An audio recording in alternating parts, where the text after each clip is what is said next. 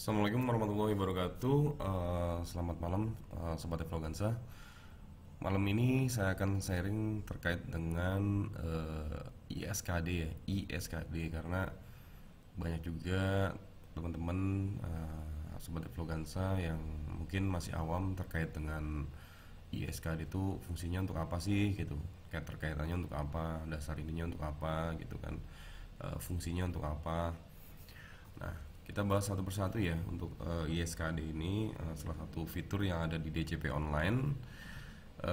Fungsinya adalah pertama untuk merekam merekam sesuai di PR 25 itu tahun 2018 tentang penerapan P3B ya, pemanfaatan P3B itu diatur bahwa pemotong pajak yang pertama kali menerima apa namanya SKD WPLN atau yang menerima penghasilannya adalah subjek pajak luar negeri, kemudian kan harus ada kewajiban memotong ketika mereka ingin menerapkan tarif P3B, harus ada SKD dari apa namanya, di mana negara di mana atau di mana dia menjadi residen gitu, menjadi tax resident di negara mana gitu. Nah, misalkan Singapura atau Malaysia atau Hong Kong misalkan. Nah, itu dibuktikan dengan adanya SKD atau biasa disebut dengan Certificate of Residence yang dikeluarkan oleh competent authority dari negara tersebut ya, supaya wajib pajak tersebut berhak untuk menerapkan tarif P3B. Karena kita ketahui kalau nggak ada tarif P3B berarti potongnya PPh pasal 26 nih. PPh pasal 26 berapa, 20% gitu ya. Nah, oke, biar lebih jelas, biar ada gambaran, kita coba masuk ya ke materinya. Yang pertama adalah terkait dengan dasar hukumnya. Dasar hukumnya penerapan P3B ada di Undang-Undang KUP, Undang PPH, dan apa namanya, ada di PP 94, kemudian di PMK 12 juga, dan di Per 25 tahun 2018 ya, di Per yang secara spesifik mengatur tata cara penerapan perjanjian ya, penghindaran pajak berganda ya. Oke, misalkan contoh kasus gini ya teman-teman ya, biar memudahkan menerapkan ISKD itu. Jadi ada dua fungsi. Kita ambil contoh kasus misalkan di tahun 2020 ini ada perusahaan dari Microsoft, itu kan dari Amerika, tapi dia biasanya memiliki cabang atau anak perusahaan di Singapura yang sebagai fungsi untuk melakukan penjualan. Nah, biasanya tuh yang jual di Indonesia itu dari Singapura ya teman-teman ya. Nah, perusahaan Singapura ini menjual software kepada beberapa perusahaan di Indonesia tahun 2000 menurut data sebagai berikut. Yang pertama, jual software Windows XXX misalkan ya kepada PT Bahagia pada apa namanya, tanggal 1 Januari 2020. Kemudian dia menjual lagi software Windows tipe XYZ misalkan kepada PT Suka tanggal 5 2020. Nah, kemudian tanggal berikutnya, transaksi ketiga juga, dia menjual juga Windows X100 misalkan kepada PT Cita pada 5 Agustus 2020. Nah, di Per 25 itu diatur ya teman-teman bahwa pihak yang pertama kali melakukan pemotongan kepada wajib pajak luar negeri, ini kan wajib luar negerinya, itu wajib melakukan perekaman melalui ISKD. Perekaman apanya direkam? Pertama adalah data-data tentang DGT dan sertifikat form DGT, data form DGT dan COR-nya nanti diupload ya di ISKD tersebut. Nah, dari ketiga transaksi ini yang wajib pertama kali merekam adalah PT Bahagia, sedangkan kalau PT Suka dan Cita ini cukup untuk menerima berikutnya adalah untuk ketika mereka sama-sama memotong kan. PT Bahagia juga motong di Januari, kemudian ada transaksi lagi di bulan Mei juga kan motong juga nih. Tapi PT Suka nggak perlu apa namanya meminta lagi form supaya Microsoft Singapura mengisi form DGT, cukup dari tanda terima yang diberikan oleh PT Bahagia kepada Microsoft ya gitu. Nah, gitu. Jadi baik PT Suka maupun Cita dan PT-PT seterusnya setelah PT Bahagia ini cukup meminta tanda terima kepada Microsoft atas transaksi pertama kali dengan PT Bahagia gitu ya. Untuk lebih jelasnya, mari kita alurnya seperti ini ya. Seperti ini alurnya, misalkan ini Microsoft Singapura lah katakanlah ya, menjual software biar gampangnya kepada Suka, PT Bahagia dan PT Cita, di mana dalam ketentuan P3B Indonesia dan Singapura itu untuk software berlisensi itu masuk dalam kategori royalti ya, yang harus ditebus atau dibayar, sehingga ketika ada satu ketentuan di pasal P3B yang mengatur tentang objek penghasilan tertentu, misalkan dividen, bunga, royalti, atau apakah itu business profit, itu ada ketentuannya masing-masing teman-teman ya, yang harus dibaca dalam P3B tersebut. Khusus untuk royalti biasanya di pasal 12, di mana biasanya untuk royalti itu tarifnya bisa antara 10 sampai 15%, tapi untuk Singapura ini biasanya 15% ya, yang saat ini berlaku gitu ya. Saat ini P3B yang berlaku antara Indonesia dengan Singapura yaitu 15%. Nah, PT Bahagia ini bertugas untuk pertama kali ketika Januari ini dia merekam nih ISKD dalam aplikasi ISKD ya. Nah, merekam itu ya sambil diteliti apakah memenuhi ketentuan penerapan P3B, karena kita ketahui di pasal 2 Per 25 tahun 2018, wajib pajak luar negeri yang menerima atau memperoleh penghasilan dari Indonesia dapat memperoleh manfaat P3B sesuai dengan ketentuan yang diatur dalam P3B dengan ketentuan sebagai berikut.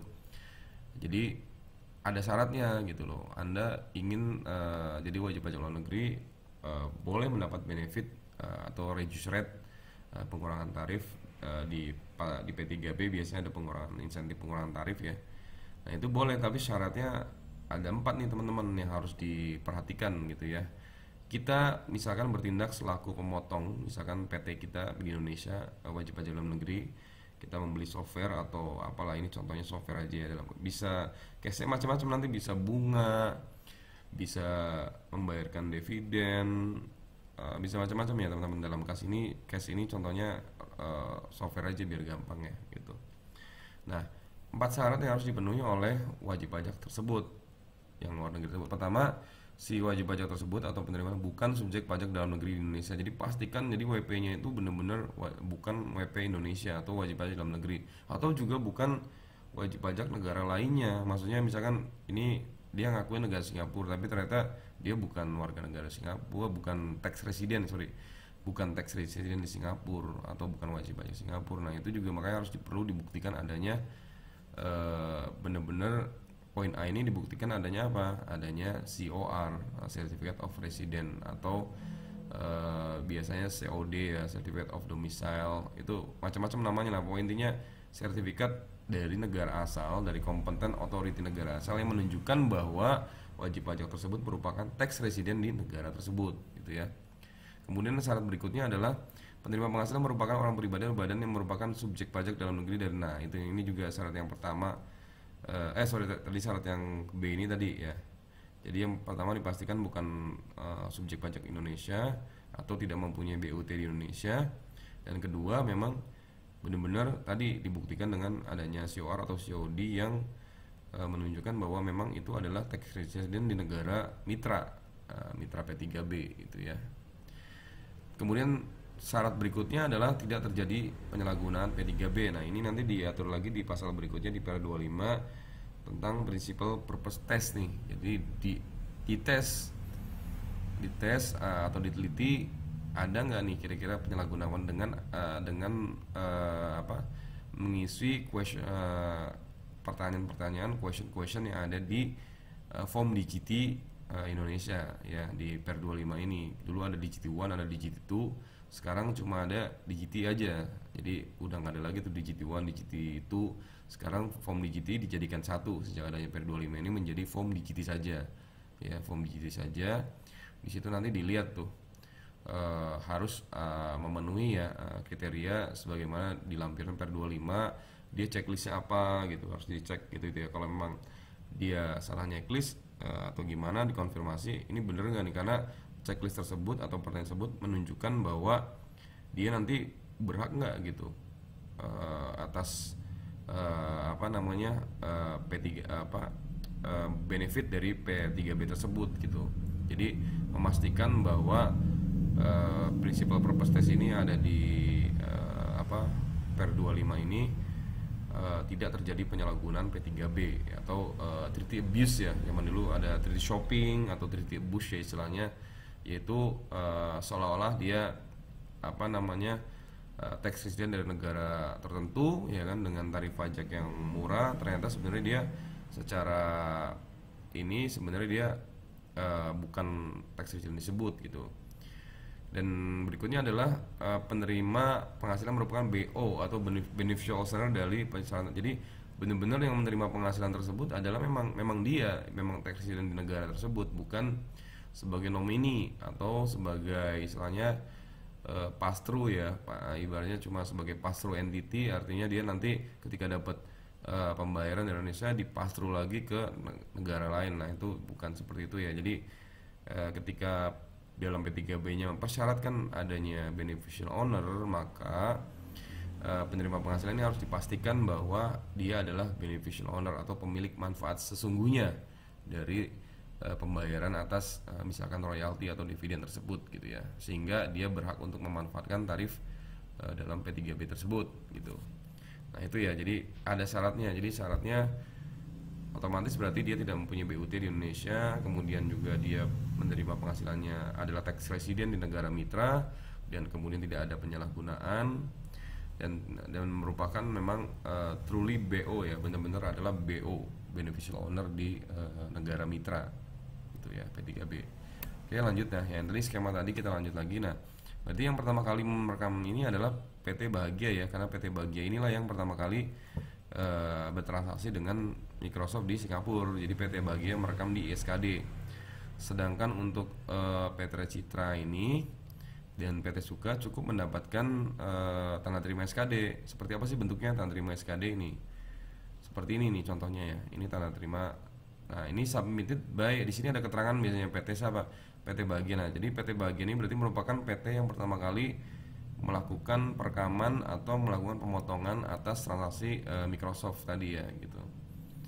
Nah ini form DGT yang teman-teman tadi jelaskan bahwa form DGT juga harus hati-hati teman-teman ya. Jadi sebagai pemotong itu juga harus meneliti. Jadi di Per 25 itu diminta untuk pemotong kita, wajib pajak dalam negerinya atau Indonesia, subjek pajak dalam negeri Indonesia, harus meneliti bahwa wajib pajak tersebut berhak gak mendapatkan tarif P3B. Menelitinya dengan apa? Ya dari checklist yang dia isi ini. Jadi misalkan di part misalnya di part 4, part 5 atau part 6 ini ada checklist yang harus diisi. Nah, diisinya ini harus sesuai dengan ketentuan dalam Per 25, lampiran Per 25. Kalau dia salah ngisi, dikonfirmasi Anda salah ngisi atau emang boleh saja langsung dianggap salah gitu. Berarti ketika misinya itu tidak sesuai dengan ketentuan Per 25, maka si wajib pajak luar negeri tadi tidak berhak mendapatkan tarif P3B, sehingga dikenakannya 20% atau dengan pasal 26 ya gitu ya. Jadi pasal 26 ini ketika P3B tidak bisa diterapkan ya, atau tidak memenuhi ketentuan tadi, 4 ketentuan tadi, syarat tadi yang wajib dipenuhi oleh wajib pajak luar negeri untuk mendapatkan benefit dari adanya P3B atau tax treaty ya. Nah ini contoh COR ya. Jadi ketika nanti part 2 ini boleh dikosongkan tapi dilampirkan COR-nya. Ini contoh dari Singapura ya, COR dari Singapura untuk dilampirkan di sini beserta lampirannya gitu ya. Nanti ini yang tugasnya PT Bahagia tadi nih, PT Bahagia yang merekam dan mengupload form DGT yang udah di tandatanganin atau dilampiri COR dari Singapura tadi gitu ya. Ini kondisi Singapura tadi. Nah, PT Bahagia juga sekaligus meneliti baik PT Suka, PT Bahagia maupun PT Citra, tiga-tiganya ketika menerapkan P3B jangan mentang-mentang misalkan udah direkam oleh PT ISKD PT Bahagia berarti dianggap udah benar nih form DGT-nya atau ISKD-nya tuh udah dianggap benar, lulus lah, artinya boleh menerapkan tarif P3B. Enggak juga, harus benar-benar diteliti lagi. PT Suka dan Citra ini harus masuk ke dalam form ke halaman DJP online dan ke ISKD dengan mengetikkan nomor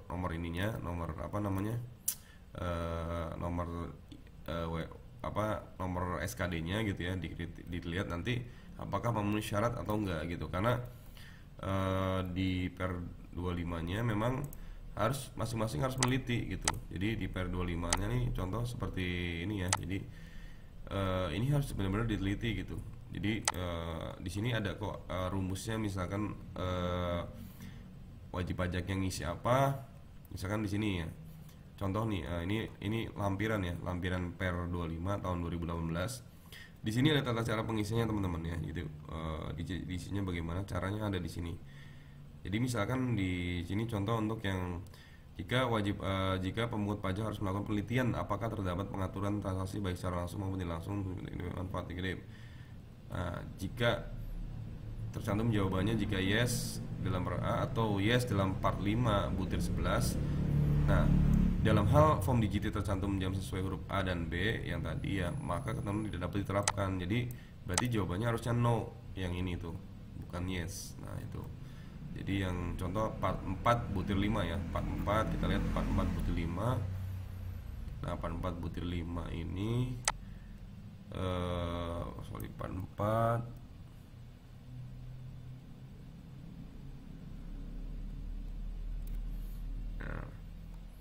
in what country, tadi part berapa ya? Tadi misalnya part 4 butir 2, part 4 butir 2 ini jawabannya harusnya no, jangan yes.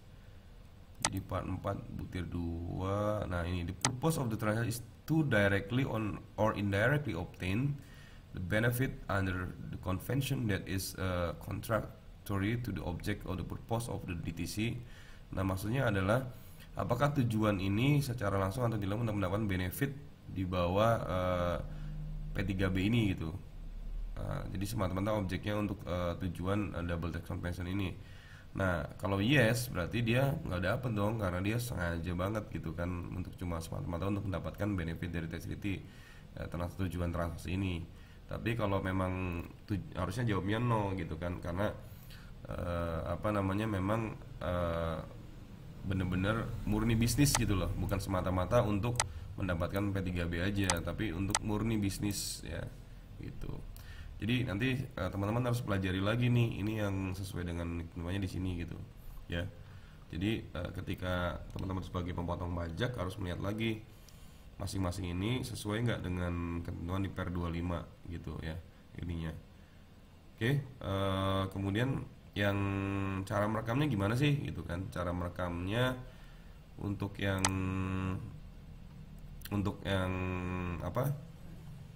si PT Bahagia itu merekam berdasarkan ini teman-teman ya. Nanti masuk ke menu SKD, misalkan pilih non individual ya, lawan transaksinya katakanlah tin masukin misalkan berapa, namanya apa, masukin misalkan negaranya misalkan tadi negaranya Singapura misalkan, tinggal pilih aja teman-teman Singapura. Kemudian nomor kontak number diisi, email diisi. Ini kita contoh aja ya gitu, diisi. Kemudian nah setelah itu nanti di sini tulis berlakunya kapan. Kita lihat di COR nanti berlakunya kapan, sampai bulan 12 ya 2020, berlakunya setahun ya teman-teman ya kalau ini. Kemudian ditandatangani misalnya di Singapura. Kemudian date of signingnya misalkan Januari gitu ya, Januari. Nama competent authority-nya namanya siapa di sana, pejabat di Singapura siapa nih, misalnya Mr. Choi gitu ya, Mr. Choi. Dia bertahu selaku apa, selaku komisioner. Nanti dilihat di ininya, dilihat di di teman-teman lihat di ininya COR-nya. Nah, ini misal siapa nih sebagai asisten apa ya kan, asisten komisioner atau apa, tulis jabatannya gitu ya, bla bla bla, tulis ini. Kemudian next. Nah, ini address atau office-nya di mana, Singapura di jalan apa gitu ya. Kemudian di sini address di Indonesia ada nggak? Nah, ini biasanya ini harusnya jawabannya tidak ada, no atau NA ya, tidak ada. Kalau ada ya berarti harusnya ada BUT, timbul BUT dan tidak boleh menerapkan tarif P3B. Transaksi harus dengan BUT gitu ya. Nah ini diisi di checklist sesuai dengan ini. Is there relevant economic certain? Yes, misalkan. Ini biasanya kalau yang ini yes semua nih. Ya, baru yang no. Sendiri itu open no ya. Ini no sama no. Terus next. The entity, apakah Anda bertindak sebagai agent atau nominee atau conduit? Tidak, kan? No. Kalau yes berarti nggak boleh, nanti nggak boleh menerapkan gitu ya. Ini yes, yes semua. Ini biasa no nih. The entity has contract with obligate to the entity to transfer. Maksudnya ketika menerima penghasilan tuh apakah ada kontrak dengan pihak ketiga untuk meneruskan tadi penghasilan Indonesia atau pass through, itu nggak ada gitu ya. Jawabannya harus ini teman-teman ya gitu. Karena kalau nggak ada, ya pokoknya intinya ini diisi dengan sebenarnya oleh si WPLN tersebut gitu ya. Kita harus ngecek berdasarkan isian WPLN tersebut gitu. Ya, kemudian I'm not this is not Indonesian company or the checklist. Place-nya Singapura, misalkan date of signing-nya kapan, masukin aja nama ininya, nama misalkan direktur Microsoft-nya siapa, misalkan Mr. Eben misalkan siapa lah gitu ya. Kapasitinya sebagai director misalkan gitu ya, sebagai direktur direct. Nah next, nah kemudian ini upload si PT Bahagia ini harus mengupload pertama kali ininya dari sertifikat dari yang apa namanya dari Microsoftnya tadi ya. Udah, kemudian next baru simpan gitu ya. Simpan. Oke, nanti kalau udah disimpan biasanya dia akan muncul seperti ini teman-teman ya. Nah ini contoh-contoh SKD yang udah disimpan nih teman-teman ya. Ada dari Singapura, misalkan dari India, dari mana. Nanti tinggal di download aja ininya.